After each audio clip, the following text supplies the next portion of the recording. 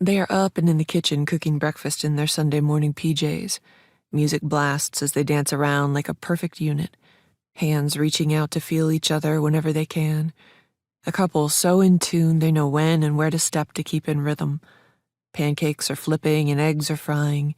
The air smells like sweet maple syrup and the kitchen window is wide open, sending in waves of fresh Manhattan wind. The perfect morning. "We don't have any more bacon," Dexter whines. Half of his toned body is shoved in the fridge. She giggles at the sight of this colossal man forcing himself into a small box and pats him on the back. "I'll go run downstairs and get some." He shuts the fridge and looks at her with a furrowed brow. "Are you sure? I don't need bacon." "Yes, you do," she thinks with a smirk. "It's no problem. I'll be right back." She grabs a jacket, slides into slippers, and heads out the apartment door. Dexter smacks his lips behind her, and she vibrates with the feeling of love. The door shuts, leaving her alone in the stairwell. She skips down the stairs, humming to herself as she recalls the aisle where the bacon is located in the grocery store across the street. Enter, take a right, go down aisle 8, which turns into aisle 11, head to the back where the refrigeration is, and she stops dead in her tracks at the bottom of the stairs just before the main exit. The first floor is empty except for her and something else. Something that shouldn't exist. On the door's window is a poster, yellowed with dirt and age. Printed on that poster is a photograph. And in that photograph is a face so familiar, one she sees every morning when she wakes up and looks in the mirror. It's her.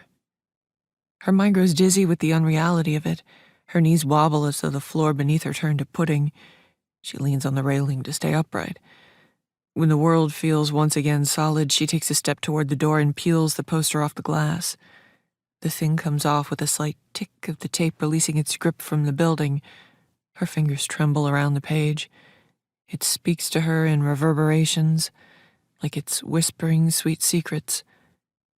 She has never seen this image of herself before, this monstrous expression, so hungry and evil. Those printed eyes look directly at her with demonic thirst, that printed mouth twisted into a smile made of barbed wire. She looks crazy, insane, like she has the intention of harming the photographer. Like once the camera is down, she'll unlatch her jaw. She'll eat them whole, then lick her lips clean after the meal. But this can't be her.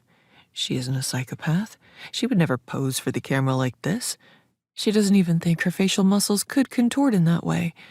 And if she did, her photographer would tell her to cool it, would tell her that books don't sell when the author looks deranged. Her fingers press harder into the poster, crinkling and beginning to tear. Her cheeks turn red. Underneath the photograph, the text reads, "Missing. Have you seen this girl?"